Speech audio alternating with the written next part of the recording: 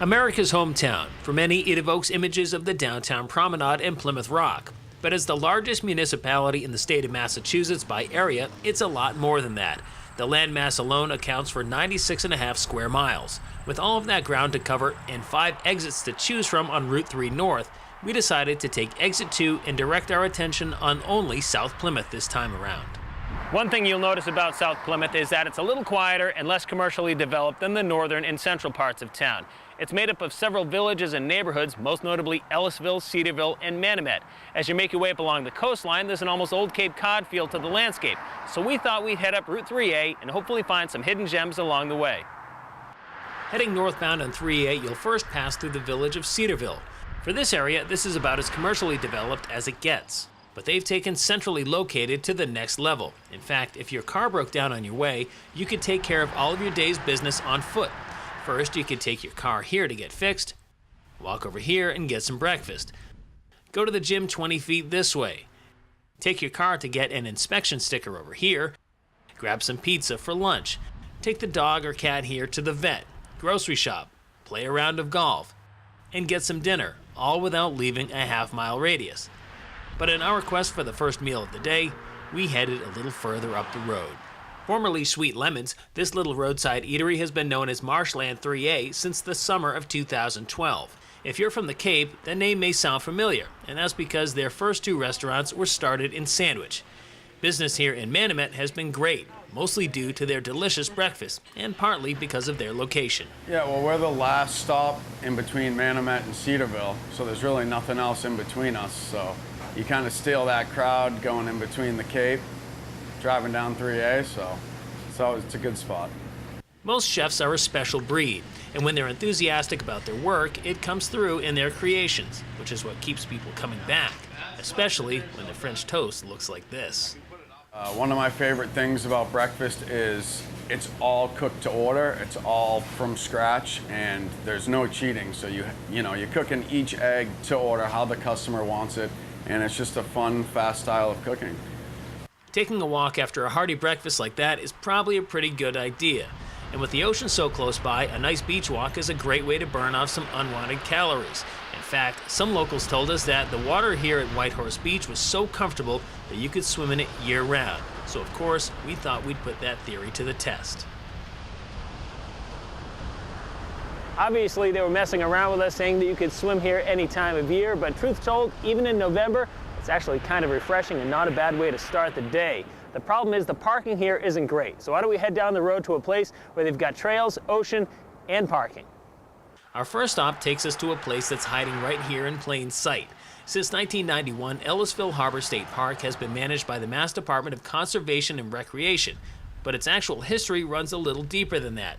It's said that between 2,500 and 5,000 years ago, early Native Americans hunted, fished, harvested shellfish, and made tools here.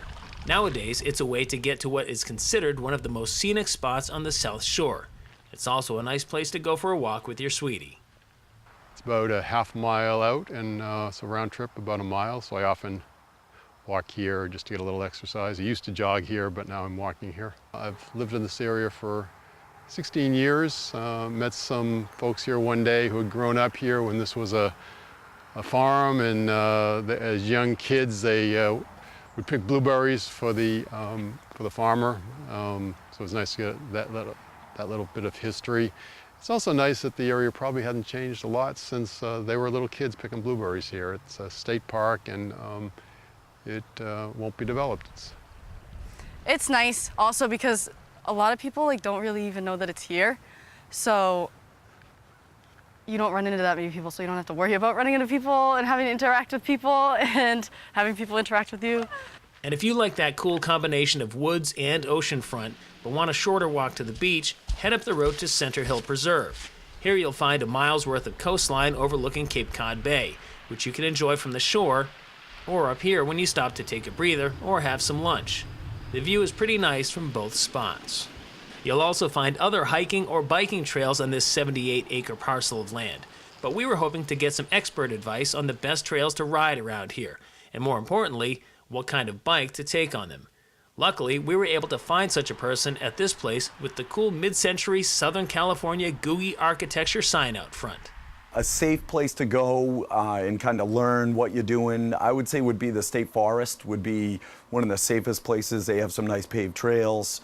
You know, as you get into it a little bit more, there are some more local trails, you know, nearby the store here that a lot of people ride when they're doing mountain biking and that type of stuff. A little bit more experienced terrain. Store owner Seth Lawrence was still just a kid in college when he opened this place in Manomet back in 1995. But it was pretty clear, even back when he was a middle schooler, that this would be his profession. When I was about 13, I used to race BMX bikes. So I used to kind of tinker with the kids' bikes in the neighborhood, you know, adjust them up, fix them up, whatever they needed. And there was a local bike shop owner that had a shop that went out of business. He had some of the tools and parts and stuff at his house. He wanted to get out of the business, and he was selling his tools and leftover parts. I talked to my parents about it, and they said, sure, you know, if you want to buy that stuff, use your first communion money, go for it. So I took $500 of that money, and I went down, bought the tools. My father went down, we loaded up everything, came back, set up a little shop in the basement of my parents' house, and that's how it all began. Whether it's a road bike, a hybrid, or even one of these fat tire bikes that can ride over just about anything, we're pretty much good to go. And of course, a helmet. And that leads us to our next destination, which I like to think of as sort of a coming attraction. This is Marsh Farm. And what may look like overgrown cranberry bogs is actually the largest freshwater and river restoration ever done in the state of Massachusetts. 2010, the family decided to restore Tidmarsh East, which is the property that we're on now. And it's about 500 acres. And we wanted somebody to own it who could manage a wildlife sanctuary that was open to the public. So we got in touch with Mass Audubon, and they have now agreed to have a fundraising campaign to purchase this side of the property. Of the 500 acres, just about half of it is the restoration portion. And if Mass Audubon decides to make it a sanctuary, it will be accessed from Beaver Dam Road. And this is what that side looks like. It's really quite breathtaking. To give you an idea of just how big this property is, at one point in the late 90s, the bogs here produced 1% of all of Ocean Spray's cranberries for the entire year. In non-scientific terms, that's a lot of cranberries. But hopefully, if you're out on these trails, you're not thinking about little fun facts like that. You're just enjoying the nature that surrounds you. And while you may think you're alone, you'll soon find out that many of the area's former inhabitants have started to return, including fish, turtles, and lots of birds. Well, birders love it. We have all different kinds of hawks. We once had 6 osprey sitting out on the new pond eating some fish. We have a total of 169 species of bird that have been recorded and registered on eBird. Of course, if you want to talk to some real bird experts, you'll have to go to Manomet. No, not the village, but the research facility. It's a little tricky to find this place, and normally I would suggest leaving a trail of breadcrumbs behind you to find your way back. But since it's a bird observatory, that probably wouldn't work. Originally founded in 1969 as the Manomet Bird Observatory, Manomet is located high atop the bluff overlooking Cape Cod Bay. First-time visitors may think they've stumbled on a little piece of paradise, while the ornithologists here know they have. One of the things you'll notice first is the antique tea house on the property, and many of the interesting plantings that surround it. The purpose of our garden is to demonstrate to the public, to landowners or gardeners, what plantings they can put on their property to really support and sustain the wildlife in their area. So the plants that we choose are native to this area, have co-evolved over thousands of years with the wildlife that's here. So they're best adapted and suited to those plants. For 50 seasons, they've been monitoring birds migrating down the coast in the fall and up the coast in the spring. And if you're part of an organized group that's arranged to visit, you can come and see where they collect the birds before they band and release them. You probably can't see it, and that's by design, but right behind me here is the netting that catches the birds. Now, late afternoon, you won't find any birds out here. Most of the birds are caught in early morning. And in peak migration time, like mid-October, they're catching at least 12 different species of birds every day. Trevor Lloyd Evans has been here for most of those seasons and seems to be a bit of a bird whisperer, if that's an actual thing. There's a concentration of birds right along the coast. And to study bird populations, you really need to get a decent number of birds banded, weighed, measured, all of the data we take. So this is just an ideal place. There are plenty of seals along the shore here. There are plenty of gulls and shorebirds along the shore, and there are plenty of landbirds on the landbird side of the shore. I think we're just a green spot along a rather built-up coast, and that's attractive to birds.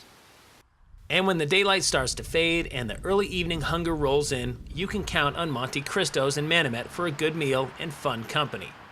Named after owner Christos Malios, this neighborhood restaurant has been a staple for great pizzas and subs since 1983. Remember that family-run pizza place down the street from your house when you were a kid, and when you walked in, the smell coming from the kitchen was almost magical? That's this place. And now it's being run by two of Christos' sons, Jimmy and Pete, and one of his daughters, Effie. Mostly, I feel very lucky and grateful to be working in a family business. I get to see my brothers and work with them, with my dad, consult with them. It's a lot of fun seeing them and just working together. And Monte Cristos doesn't pretend to be anything it's not. It's your neighborhood family pizza place, the kind of place where anyone can come in off the street and feel like they're part of something special. Our locals are the ones that support us and are loyal to us, and they like to come in here. We're all like an extended family, and we all kind of have fun and joke around, and it's fun. What better way to end the day than with some old friends?